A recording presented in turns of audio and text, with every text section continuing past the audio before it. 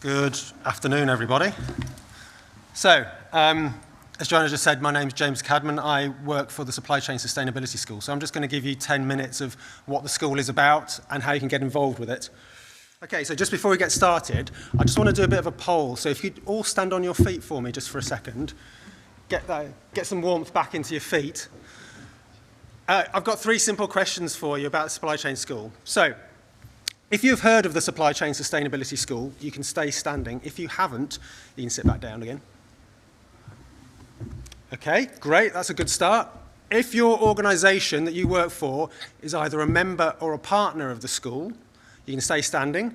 If it isn't, or you're not sure, you can sit back down again. Okay, this is better than the last time I did it.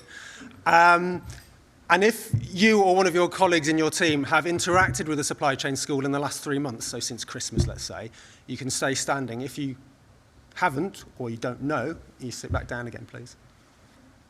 Great, so some of you have. Wonderful, thank you. Great, you can all sit back down. So that's really helpful for me to know. So for those of you who don't know about the school, you're in the right place. You're going to get 5 or 10 minutes of what it's all about. So our mission is to be the world-class collaboration to enable a more sustainable environment. We are here, we are run by the sector, for the sector, very much about getting a consistent message out there about sustainability and now other issues as well.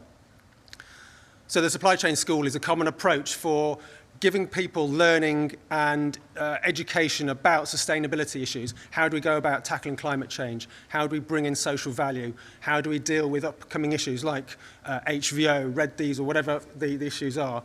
And you can see some of the numbers on the screen in terms of our reach. We've got 18,000 individual businesses who are signed up as members to the school, and they get access to this for free. Over 68,000 individual people are interacting with the school, and thousands of resources that you can use and access for free to learn about sustainability. These are our 166 partners. You might not be able to make out the logos because we've got so many of them now. We have signed up Southern Water this morning. We signed up DEFRA about a week ago. We're getting lots of organisations coming in. And the way the model works is our partners are our clients. They drive forward the work that we deliver on their behalf for the sector. But the end result is, it's a bit like the NHS model. The end result is that it's free at the point of use for anyone who wants to join as a member and access those learning resources. And if you can make out some of those icons, you'll see that we have clients such as HS2 who will be up speaking in a few minutes, National Highways, water companies. We have the main contractors like Costain, Kia and Skanska, and down into the supply chain as well. Many of the plant hire firms are partners as well. And what we cover in the Supply Chain School is not just sustainability. That's where it started, and that's still the core of what we do. But you can see the other topics that we cover as well. Fairness and inclusion and respect is a big part of our delivery, alongside digital and BIM, lean and off-site construction, and other aspects as well. So there's a lot to learn, and it's a great way of accessing knowledge for your colleagues, for your suppliers, to really upskill themselves. And it's becoming ever more prevalent in tendering situations as well. We have different ways of providing that learning. As you can see, we have face-to-face workshops. We have a lot of online virtual workshops. We do self-taught e-learning. We do video shorts as well, 5-minute long videos about a topic. So there's lots of different ways of learning content and accessing that suits your time, your learning style, and so on. Just some of the sustainability shorts. These are the kind of 5 to 10 minute videos that we develop. Animated little videos, cover all kinds of topics, whether it's fur, whether it's climate change, air quality, biodiversity. We keep adding to these on a regular basis. Similarly, on e-learning, we've got something like 100 e-learning modules now across a range of topics. I'm sure these slides will be shared in case you want to read some of that detail later. But if you want to learn something, we've probably got an e-learning module on it. And if we haven't, we soon will. So this is a dynamic development process where we take the requirements from our partners who say, we need to learn about X, Y, and Z. Great, we'll go away and develop that learning content. Or we'll speak with people who are the experts in that sector. So a good example of that was the Modern Slavery Act that came out in 2015. At that time, everyone said, what are we going to do about it? All the partners came to us in the school and said, let's develop some working groups and some learning content. And we now have that all available for free on our website platform. I've mentioned workshops. We have delivered hundreds of workshops over the last 2 years, all of them virtual. We are going to go and do some face-to-face as well, but we'll cover all those same topics, but in a proper learning and discussive environment. We'll get people around a table, 20 people or so, talking about climate change, talking about social value, what can we do, what are the things we need to learn, but making them interactive, and those are really high value. And that's one of the benefits of becoming a partner to the school. You get access to all this learning for free as well. And then, kind of lastly, we have something called learning pathways, where you can get your colleagues or your suppliers on a learning pathway to do a blend of those different resources. They can go on some training workshops, they can undertake some e-learning, and at the end they can come out with an accreditation that says they've achieved this learning pathway. All of the content that we provide is CPD accredited, so you can count the hours and the points to anything that you're doing for your job or for some other professional qualification, so it all adds up in that respect. And then we have kind of a wider range of engagements as well. As well as the workshops, we have 2 different kinds of webinars, essentially. We have a shorter one called a Lunch and Learn. You literally join for an hour and you learn about a topic, whether, again, that's social value or Modern Slavery Act, for example. And then we have something called Business Bites, which are more interactive webinars, a bit like today, but online, where you'll see a panel of speakers, you'll learn about a topic, and you can ask questions and interact in that respect. So we're trying to get access to people through all kinds of different media, depending on what their availability is and where they are in the country. And then, in terms of what does this accrue to, if you're a supplier and you want to become a member to the supply chain school, it's free to become a member. On an individual and a corporate level, it's free. And the more you do, the more learning you do, the further up you go from bronze to gold. This is not about how much you know. This is not passing an exam or a test like your A-levels.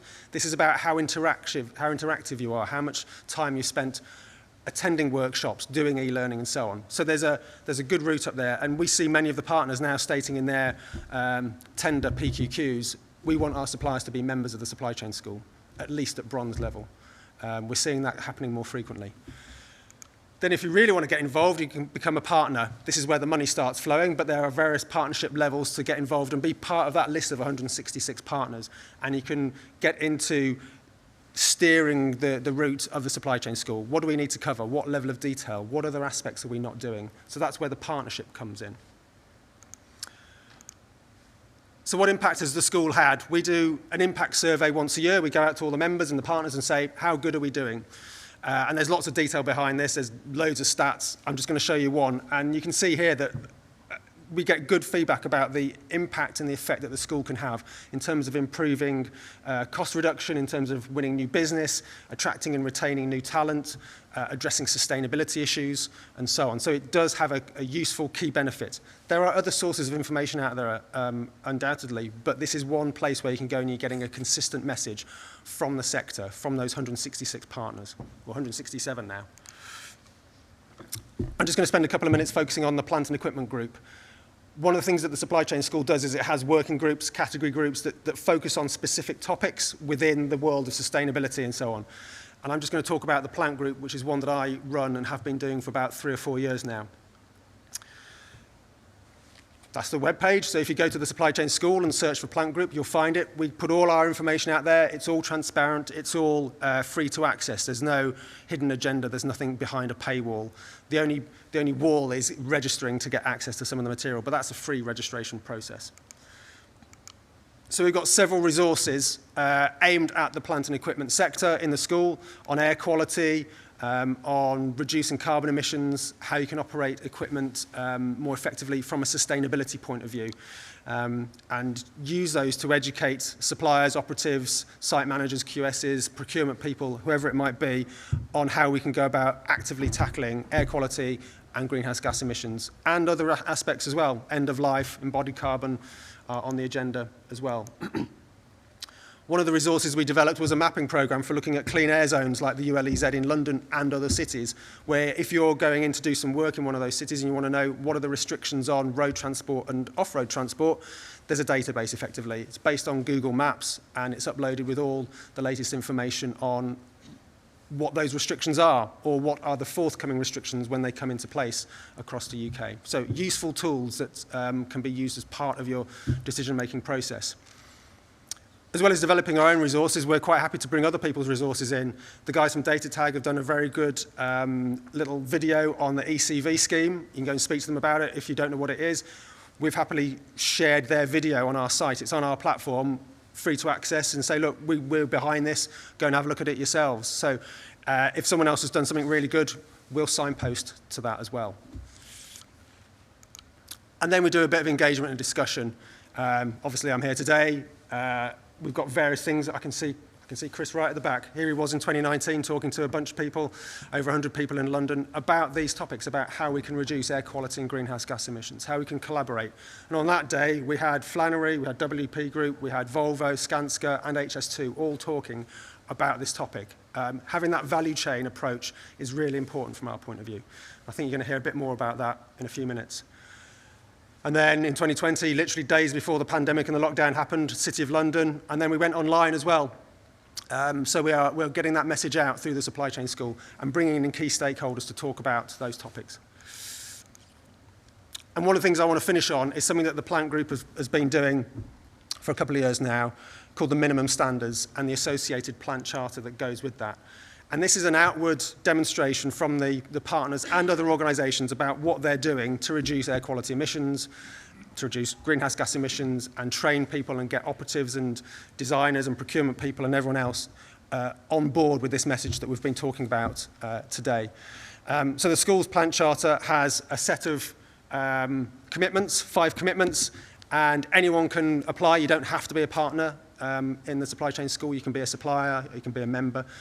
And if you want to declare, publicly declare, yeah, we're doing something about this, you can send an application basically, and there's some information, some evidence that's required to demonstrate that. And then through that process, you get awarded a status, you get awarded a plant charter commitment status, bronze, silver or gold.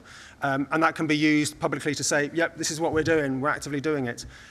You might have read in the trade press a week or so ago that the first one to be accredited to the new version, the version 2, was EKFB working with HS2, and there's many more in the pipeline. Flannery have just made a press release and others are doing so as well. So it's gaining traction. And my final slide is the outcome of that. We want people to be actively engaged in saying we're taking dedicated action on these issues, and we want other people to know about it.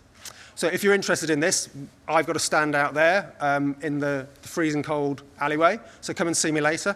But other than that, I'm finished for now. I'm going to hand over to Neil and the guys at HS2 to take you through the work that they've been doing. So thank you.